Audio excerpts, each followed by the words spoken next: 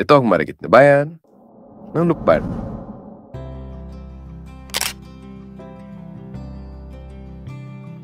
Bihira na kami makauwi dito, kaya naman nakakamiss. Ganda kasi ng klima dito. Sariwa pa yung hangin. Kita mo naman, tano pa yung Mount Banahaw. Ganda, di ba? 3 days lang kami nung huling uwi namin. Konting gala, konting food trip.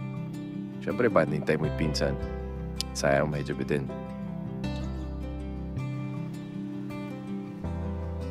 Ito nga pala yung pinagstayan namin. Tapat nito, makikita mo yung kanal. Ang lino ng tubig. Yung mga part dito ng kanal dati, pwede kang maglaba.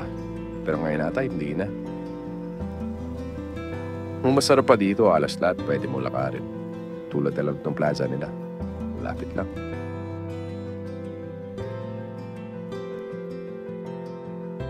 Tapos pag nagutom ka kakapasyal, katapat lang ng plaza yung Buddies. Kung di ako nagkakamali, ito yung pinakaunang resto nila. Meron pang isa dati dito, pagkain. Sayang wala na. Kung gusto mo naman na tamang merienda lang, bili ka nito. Tawag dyan Pilipit. Ito sa kalabasa.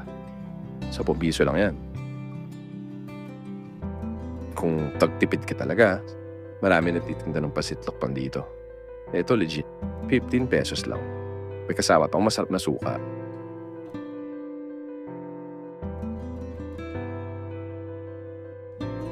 Tapos mo pansit, tuyuin mo to. Sobrang sarap ng halo-halo nila.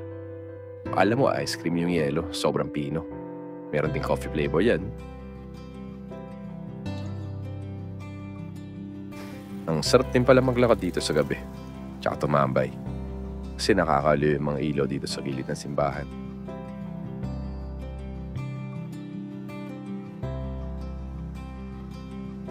Siya nga pala, siguro marami na may alam sa inyo.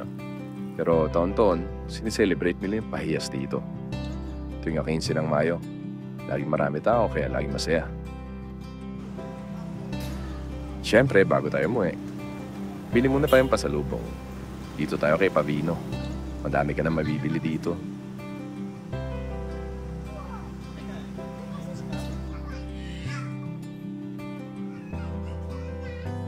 Teka, bago ko makalimutan, hindi ka pwedeng umuwi nang wala kang bitbit nito.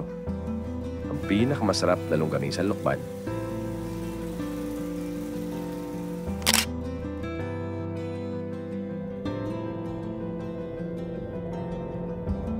So, paano? Next time ulit?